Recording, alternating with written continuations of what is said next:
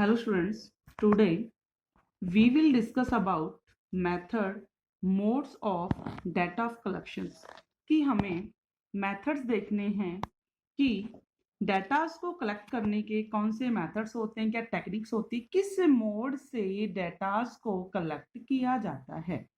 The followings are some of the well known methods, ये कुछ हमारे कैसे हैं वेल नोन मेथड्स हैं of collecting primary data, primary data को कलेक्ट करने के। First is direct personal investigation, direct personal investigation जिसमें एक इंफॉर्मेंट और इन्वेस्टिगेटर डायरेक्टली क्या होते हैं, मिलते हैं, फिर इंफॉर्मेशन गैदर की जाती है।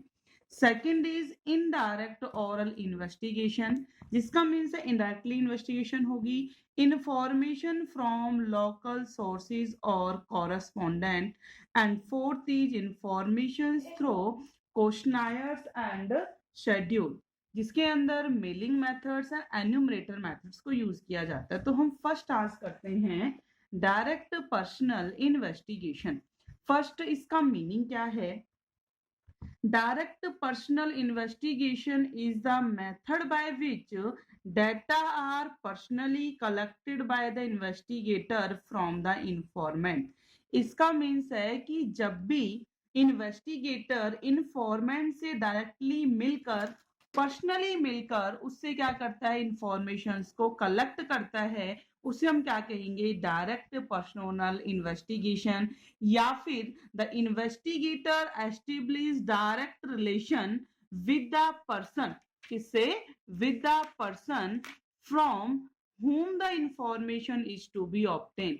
इट मीन जिससे इंफॉर्मेशन चाहिए थी किसको, इन्वेस्टिगेटर को, उसने उससे डायरेक्टली मिलकर क्या की, इंफॉर्मेशन गैदर की है। जबकि इसमें क्या होता है, required that the investigator should be very diligent, efficient, impartial and tolerant. यहाँ इन्वेस्टिगेटर से कैसा होना चाहिए, डिलिजेंस होना चाहिए, efficient, impartial and tolerant person होना चाहिए। Direct contact with the worker of industry to obtain information about their economic condition, an example of this method. या फिर हम इसमें बोल सकते हैं जैसे कि फॉर एग्जाम्पल सुपरवाइजर, सुपरवाइजर और वर्कर का जो रिलेशन है वो कैसे होता है, डायरेक्ट पर्सनल इन्वेस्टिगेशन। क्यों? सुपरवाइजर के पास, उस सुपरवाइजर के अंडर जितने भी क्या करते हैं, वर्कर वर्क करते हैं, तो उन वर्कर्स की कंप्लीट इंफॉर्मेशन किसके पास होती है, सुपरवाइजर के पास। जैसे ही कोई भी पर्सन अपॉइंट होता है, उनके रिगार्डिंग कोई इंफॉर्मेशन देनी होती है, तो सुपरवाइजर क्या करता है, एक एक वर्कर से मिलता है और वहां से क्या करता है, इंफॉर्मेशन को गैदर करता है। फिर है उसके बाद सूटेबिलिटी, कि ये मेथड सूटेबल कहाँ है, कहाँ सूटेबल होता है। तो first is the field of investigation is limited और नॉट वेरी लार्ज। ध्यान रखना, जो डायरेक्ट पर्सन इन्वेस्टिगेशन है ये केवल वहीं वहीं सूटेबल हो सकता है जहां पर इन्वेस्टिगेशंस की जो फील्ड है, एरिया है, वो कैसा हो, कैसा हो, वो लिमिटेड हो और नॉट वेरी लार्ज, ज्यादा क्या नहीं होना चाहिए, लार्ज नहीं होना चाहिए। क्योंकि अगर लार्ज होगा तो डायरेक्ट पर्सनल इन्वेस्टिगेशन मतलब कि पर्सनल कांटेक्ट कर पाना कैसा होगा, डिफिकल्ट होगा, पर्सनल कांटेक्ट नहीं हो सकता, लार्ज एरिया में पॉसिबल नहीं। हाँ, अगर एरिया कैसे इन्वेस्टिगेशन का शॉर्ट है तो वहां पर इन्वेस्टिगेशन करनी क्या हो सकती है, पॉसिबल हो सकती है। Second, a greater degree of originality of the data is required। एक greater degree of originality, originality चाहिए बहुत ज्यादा, of the data is required, जहां आपको ये लगता है कि मुझे तो डाटा कैसे चाहिए, एक्यूरेट ही डाटा चाहिए, बिल्कुल डाटा कैसे होना चाहिए, अच्छे डाटा होना चाहिए, ओरिजिनल डाटा होने चाहिए। तो ओरिजिनल डाटा आपको कब मिल सकते हैं, जब आप पर्सनल जाकर क्या करोगे, कांटेक्ट करोगे। तो जब सुपरवाइजर डायरेक्टली किसके पास जाएगा, वर्कर के पास जाएगा, उनसे इंफॉर्मेशन लेगा, तभी उसको क्या मिल सकती है, एकदम ट्रू एंड फेयर इंफॉर्मेशन मिल सकती है। अदरवाइज किसी और को अपॉइंट कर लेगा तो जरूरी नहीं इंफॉर्मेशन कैसी मिले, ट्रू मिले। Third is information is to be kept secret. जब इंफॉर्मेशन को सीक्रेट रखना कैसा हो, जरूरी हो, कि जब ये लगे कि हाँ ये इंफॉर्मेशन और किसी के साथ हमें क्या नहीं करनी, डिस्कस नहीं करनी, उस कंडीशंस में क्या होगा, इन्फॉर्मेंट और इन्वेस्टिगेटर दोनों मिलेंगे तो मिलकर जो भी उनकी क्या होगी, जो भी डाटा कलेक्ट किए जाएंगे वो कैसे सीक्रेट, मतलब यहाँ हमें अपनी इन्फॉर्मेशन किसी को भी क्या नहीं करनी है, बतानी नहीं है, तो वहां आप इस मेथड का यूज कर सकते हो। Fourth is accuracy of data is of great significance. जहां डेटास की एक्यूरेसी कैसी हो, मोर सिग्निफिकेंट, मतलब कि ये देखा जाए कि डेटा एक्यूरेसी ही, एक्यूरेट डाटा ही होने चाहिए। ये सिग्निफिकेंस है मतलब कि डाटा मेरे पास कैसे एक्यूरेट डाटा हो और कोई भी फॉल्ट डाटा के अंदर ना हो। तो आपको क्या करना होगा, डायरेक्ट कॉन्टेक्ट करना होगा किससे, इन्फॉर्मेंट से। And fifth is when direct contact with the informant is required, जहां जरूरी है डायरेक्टली कांटेक्ट करना क्या है, जरूरी है, वहां आप इस मेथड का क्या करोगे, यूज करोगे। तो वर्कर और सुपरवाइजर का कांटेक्ट क्या है, बहुत ज्यादा जरूरी है, क्योंकि विदाउट सुपरविजन वर्कर अच्छे से काम नहीं कर सकते, इसलिए जरूरी है। इन्वेस्टिगेटर्स कौन हो गया, सुपरवाइजर, इन्फॉर्मेंट वाले कौन हो गए, वर्कर, उन दोनों का जो कांटेक्ट है वो होना बहुत ज्यादा जरूरी है। अब इसकी मेरिट्स क्या होंगी, मेरिट्स में है फर्स्ट इज ओरिजिनलिटी। ओरिजिनलिटी मतलब डाटा कैसे होने चाहिए, have a high degree of original, मतलब इसकी मेरिट्स है कि डाटा कैसे होते हैं, इसमें ओरिजिनल डाटा होते हैं। Accuracy, data are fairly accurate, data कैसे होते हैं, बिल्कुल एक्यूरेट व्हेन पर्सनली कलेक्टेड, जो वो पर्सनली कलेक्ट किए जाते हैं तो डाटा कैसे होंगे, मोर एक्यूरेट। रियलाबिलिटी होते हैं, डाटा एकदम क्या कैसे होते हैं, विश्वसनीय होते हैं, because the information is collected by investigation himself. Reliability of the data is not doubted, it means उसके ऊपर विश्वास करने में कोई भी डाउट नहीं होता, क्योंकि डाटा कैसे मिलेंगे, एकदम आपको एक्यूरेट मिलेंगे।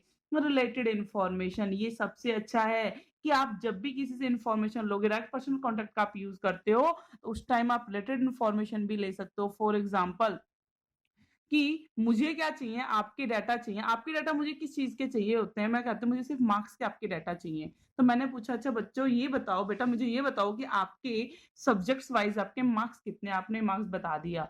तो रिलेटेड इन्फॉर्मेशन, जब मेरा आपसे डायरेक्ट कांटेक्ट हुआ है तो ऐसा नहीं कि मैं एक ही बात आपसे पूछूंगी, तो दूसरी बात ये भी पूछ सकती हूँ, हाँ अच्छा ये बताओ आपका कौन सा सब्जेक्ट फेवरेट था, इस सब्जेक्ट को आपको किसने पढ़ाया था, आपका एम क्या है, आप क्या करना चाहते हो, आपके फादर क्या करते हैं, आपकी मदर क्या करते हैं, आप कहाँ रहते हो, मतलब कि मेरे को जो इंफॉर्मेशन चाहिए थी वो तो मैंने गैदर की है, साथ साथ मैंने आपसे क्या कर लिया, आपकी रिलेटेड इंफॉर्मेशन को भी क्या कर लिया, कलेक्ट कर लिया। क्यों, क्योंकि आपसे मेरा क्या हो गया, पर्सनली कांटेक्ट हो गया।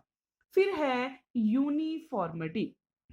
यूनिफॉर्मिटी मतलब एक रूपता, ये हर जो डाटा कलेक्ट किए जाएंगे सारे कैसे होंगे, सिमिलर, क्योंकि जब मैं सबके मार्क्स के डाटा ले रही हूँ तो सबके डाटा मेरे पास किस चीज के मिलने वाले हैं, मार्क्स के ही डाटा मिलेंगे। There is a fair degree of uniformity in the data collected by the investigator himself from the informant. जब एक जैसी डाटा है तो कंपेरिजन शुड बी पॉसिबल, क्या हो जाती है यहाँ पर, कंपेरिजन मतलब कि कंपेयर करना क्या हो जाता है, इजी हो जाता है। फिर है इलास्टिक। इलास्टिक का मीन्स क्या होता है कि चेंजेबल, जो डेटाज होते हैं वो कैसे होते हैं, इलास्टिक, मतलब कि इन्वेस्टिगेटर अपनी जरूरत के अकॉर्डिंग, मतलब अपनी कन्वीनियंस के अकॉर्डिंग क्या कर सकता है, क्वेश्चंस को चेंज कर सकता है, एडजस्टमेंट कर सकता है। कि this method is fairly elastic because the investigator can always make necessary adjustment in his set of question. में बच्चों के अकॉर्डिंग, सपोज मुझे लगता है कि ये बच्चे को ज्यादा नॉलेज नहीं है, एक से तो मैंने इंग्लिश में पूछा, हाँ बेटा कि how much marks obtain in 10th class, एक मुझे बता, दूसरे को मुझे लगता है ये बच्चा समझ नहीं पा रहा है, तो उसके अकॉर्डिंग मैं अपनी क्या कर दूंगी, टोन को चेंज कर दूंगी, लैंग्वेज चेंज कर दूंगी, है ठीक। उसके मतलब कि इन्फॉर्मेंट के अकॉर्डिंग मैं अपनी क्या कर सकती हूँ, क्वेश्चंस को अलग से सेट कर सकती हूँ, आपसे पूछ सकती हूँ। क्लियर हो गया। अब है इसकी डीमेरिट्स। इसकी डीमेरिट्स क्या होंगी, demerits, difficult to cover wide area, ये वाइड एरिया को कवर करने में डिफिकल्ट होता है। यहाँ पर वाइड एरिया क्या नहीं हो सकता, कवर नहीं हो सकता, क्यों, क्योंकि हर एक पर्सन से पर्सन टू पर्सन मीट करना लार्ज एरिया में पॉसिबल नहीं है। ये केवल कब पॉसिबल है, स्मॉल एरिया के अंदर ही पॉसिबल है। जैसे मैंने कहा एक सुपरवाइजर के अंदर 100 वर्कर करते हैं तो 100 वर्कर से मिलना तो पॉसिबल है, अगर वही क्या हो जो मैनेजर है वो सभी वर्कर से मिलना चाहे और उनकी इंफॉर्मेशन गैदर करना चाहे तो क्या नहीं है, ये पॉसिबल नहीं है। पर्सनल बायस, यहाँ क्या हो सकता है, पर्सनल बायस, इट मीन्स जो क्या होता है, पर्सनल मतलब भेदभाव हो सकता है। पर्सनली हम क्या कर सकते हैं, भेदभाव कर सकते हैं। अगर किसी के साथ क्या है अच्छी क्या है, क्या नहीं, उसके बाद क्या है अच्छा उनके साथ क्या रिलेशन नहीं है, तो हम क्या कर सकते हैं, उसके डेटा को फॉल्स भी दिखा सकते हैं। जैसे कि सुपरवाइजर का और वर्कर का रिलेशन होता है। सुपरवाइजर को लगता है हाँ इस वर्कर को प्रमोट नहीं करवाना, एक दो बार उसके साथ क्या हो गया, उसका झगड़ा हो गया, तो वो क्या करेगा, उसके साथ बेटर रिलेशंस नहीं करेगा। तो क्या करेगा, उसके जो डाटा, अगर वो अच्छा भी काम कर रहा होगा ना, फिर भी क्या करेगा, मैनेजर को उसकी गलत रिपोर्ट देकर उसके प्रमोशन को वो रोक सकता है। इट मीन्स यहाँ किस चीज का सुपरवाइजर ने यूज कर लिया, पर्सनल बायस का। फिर है कॉस्टली, ये बहुत ज्यादा कॉस्टली है क्योंकि इसमें टाइम भी बहुत ज्यादा लगता है, मनी भी लगती है, एफर्ट्स भी लगते हैं, इसलिए कैसा है ये, कॉस्टली। फिर है लिमिटेड कवरेज, ये केवल लिमिटेड एरिया को ही क्या कर पाता है, कवर कर पाता है। अगर इसमें क्या कर लिया हमने, लार्ज एरिया का यूज कर लिया, तो क्या होगा, रिजल्ट हमारा रॉन्ग ही निकलेगा। तो ये था हमारा डायरेक्ट पर्सनल इन्वेस्टिगेशन। अब सेकंड मेथड है पैरामी डेटा को कलेक्ट करने का, indirect oral investigation. Indirect oral investigation is the method by which information is obtained not from the person regarding whom the information is needed. तो ये क्या कह रहा है कि इनडायरेक्ट ओरल इन्वेस्टिगेशन वो मेथड होता है which information is obtained not from person, मतलब उस पर्सन से इंफॉर्मेशन नहीं लेनी जिसकी इंफॉर्मेशन चाहिए, उससे नहीं लेनी है। इट इज कलेक्टेड, ये कलेक्ट की जाती हैं ओरली, ओरली किससे, फ्रॉम अदर पर्सन, किसी दूसरे पर्सन से, who are expected to possess the necessary information, जिसके पास क्या होती है, उससे रिलेटेड इंफॉर्मेशन होती है। मतलब कि जिसकी इंफॉर्मेशन चाहिए उस पर्सन से इंफॉर्मेशन गैदर ना करके वो इंफॉर्मेशन किससे लेनी, किसी थर्ड पर्सन से इंफॉर्मेशन लेनी। फॉर एग्जाम्पल मैनेजर को क्या करना है, इस बार प्रमोशन करना है किसका, वर्कर का, तो वर्कर की इंफॉर्मेशन वर्कर से डायरेक्टली ना लेकर किससे मांग रहा है, सुपरवाइजर से मांग रहा है। अच्छा ये बताओ कि आपकी टीम में कौन कौन से पर्सन अच्छे से वर्क करते हैं, कौन कौन से वर्कर अच्छे से काम करते हैं, तो उनकी इंफॉर्मेशन किसके पास है, सुपरवाइजर के पास। सुपरवाइजर कौन है, थर्ड पर्सन जिसके पास इंफॉर्मेशन है। तो वर्कर के बारे में इंफॉर्मेशन चाहिए तो वर्कर से ना लेकर किससे ली जा रही है, वो सुपरवाइजर से ली जा रही है। अब इसकी सूटेबिलिटी, ये सूटेबल कहाँ होता है, the field of investigation is relatively large, जहां आपको ये लगे कि इन्वेस्टिगेशन की जो फील्ड है वो कैसी है, लार्ज है। क्यों, क्योंकि एक कंपनी के अंदर सपोज कितने 1000 वर्कर वर्क करते हैं, तो 1000 वर्कर से मिल पाना मैनेजर का कैसा है, इम्पॉसिबल है। तो डायरेक्टली किसका यूज करेगा, वो इनडायरेक्ट और इन्वेस्टिगेशन का यूज करेगा। वो 1000 वर्कर की इंफॉर्मेशन किससे ले सकता है, वो किसी ले 10 सुपरवाइजर से इंफॉर्मेशन ले सकता है। क्लियर हो गया। इट इज नॉट पॉसिबल, ये पॉसिबल नहीं है to have direct contact with the concern informant, जब ये पॉसिबल ना हो कि जो कंसर्न इन्फॉर्मेंट जिनसे इंफॉर्मेशन लेनी है उसके डायरेक्ट कॉन्टेक्ट करना पॉसिबल ना हो, तो उस कंडीशन में इसका यूज किया जा सकता है। The concern informant are not capable, जो कंसर्न इन्फॉर्मेंट है वो क्या नहीं होता, जब कैपेबल नहीं होता of giving information because of their ignorance, किस कारण से, उसकी इग्नोरेंस के कारण से या फिर इलिटरेसी। कई बार होता है कि वर्कर मैनेजर के सामने बोल नहीं पाते या मैनेजर्स को अच्छे से समझ नहीं पाते, तो उस कंडीशंस में, और उसे भी पता है कि वो वर्कर की लैंग्वेज नहीं समझ पाएंगे, तो किस इंफॉर्मेशन लेंगे, सुपरवाइजर से ही इंफॉर्मेशन लेंगे। And fourth is investigation is so complex, जहां इन्वेस्टिगेशन कैसी हो, कॉम्प्लेक्स नेचर की हो, in nature that only expert can give information, जहां केवल इंफॉर्मेशन कौन दे सकता है, केवल एक्सपर्ट ही इंफॉर्मेशन दे सकते हैं, तो वहां इस मेथड का यूज किया जाएगा। जैसे कि एक वर्कर अच्छे से काम करता है बट उसको ये नहीं पता उसकी क्वालिटी क्या है, उसकी कैपेसिटी कितनी है, उसको किसने देखा है सुपरवाइजर ने, तो सुपरवाइजर बता सकता है कि इस पर्सन के अंदर इतना कैलिबर है, इतनी कैपेसिटी है, ये इतना अच्छा काम कर सकता है, तो उसकी सारी इंफॉर्मेशन कौन देगा? सुपरवाइजर इंफॉर्मेशन देगा। Generally this method is mostly used by the government and non government committees या फिर कमीशंस। अब इसकी मेरिट्स क्या हैं? First is wide coverage. ये बहुत बड़े एरिया को क्या करता है? कवर कर लेता है, क्योंकि लार्ज इन्वेस्टिगेशन इसमें क्या है? पॉसिबल है।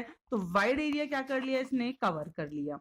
सेकंड इज लेस एक्सपेंसिव, बहुत कम एक्सपेंसिव है। मैंने बताया अभी 1000 वर्कर की इंफॉर्मेशन चाहिए, किससे मिल जाएंगी? केवल 10 सुपरवाइजर से इंफॉर्मेशन मिल जाएंगी। टाइम कम लगेगा, एफर्ट्स कम लगेंगे। एक्सपर्ट ओपिनियन, इट मींस यहाँ जो इंफॉर्मेशन किससे ली जानी है? एक्सपर्ट से। जब एक्सपर्ट इंफॉर्मेशन दे रहा है, इट मींस वो इंफॉर्मेशन कैसी होंगी? मोर रियलाइबल होंगे और अच्छी इंफॉर्मेशन होंगी। फ्री फ्रॉम बायस, यहाँ क्या होगा? फ्री फ्रॉम बायस, कोई भी भेदभाव नहीं होगा। लेकिन सम परसेंट्स क्या होता है इसमें? बायस होता है। कैसे है वो मैं आगे डिस्कस करूंगी। फ्री फ्रॉम बायस क्यों कहा है? क्योंकि मैनेजर किसी वर्कर को नहीं जानता, तो मैनेजर किसी भी वर्कर के साथ भेदभाव नहीं कर सकता। सिंपल, ये मेथड बहुत ही ज्यादा कैसा है? सिंपल डाटा को कलेक्ट करने का। अब है इसकी डीमेरिट्स क्या होंगे? Less accurate. इसके अंदर जो डाटा आपने कलेक्ट किए उनके अंदर जो एक्यूरेसी है, वो एक्यूरेसी कैसी होगी? Less accurate. क्यों? क्योंकि इन्फॉर्मेंट ने इंफॉर्मेशन नहीं दी। इंफॉर्मेशन किसने दी है? थर्ड पर्सन ने दी है। और थर्ड पर्सन क्या पता, हो सकता है कि वो रॉन्ग इंफॉर्मेशन दे दे, तो जो रिजल्ट निकलेगा, जो फाइनल रिजल्ट निकलेगा, वो अच्छा नहीं निकलेगा, उसके अंदर वो एक्यूरेसी नहीं होगी।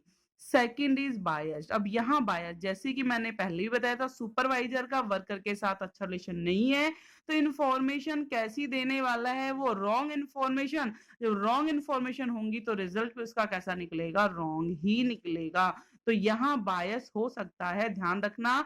बायस इसकी मेरिट्स भी है, फ्री फ्रॉम बायस मेरिट है, और बायस्ड क्या है? उसकी डीमेरिट्स है। Third is doubtful conclusions. जो इसके बीच में कंक्लूजन्स निकलेगा, वो कैसा निकलेगा? डाउटफुल कंक्लूजन्स, जिसमें डाउट रहेगा। क्यों? क्योंकि ये इंफॉर्मेशंस किसने? सुपरवाइजर ने दी हैं, और सुपरवाइजर ने कैसे दी हैं? क्या सोचकर दी हैं? वो रिजल्ट क्या नहीं होगा? एक्यूरेट नहीं होगा। इससे जो रिजल्ट निकल कर आएगा, मैनेजर को जब भी वो क्या अगर किसी को प्रमोट कर रहा है, उसके मन में हमेशा ही डाउट रहेगा, पता नहीं ये बंदा इस काम को कर पाएगा, नहीं कर पाएगा, क्योंकि मैं इस बंदे से कभी मिला तो हूँ नहीं, इसकी इन्फॉर्मेशन उससे मिली थी, क्या पता ये उस काम को करने में एबल है भी या नहीं, इतना कैलिबर रखता भी है या नहीं रखता है, तो उसके अकॉर्डिंग वो क्या नहीं कर पाएगा? फाइनल डिसीजन उसके बारे में नहीं ले पाएगा। तो ये थे हमारे दो methods. First is personally direct personal investigation, second is indirect personal investigation.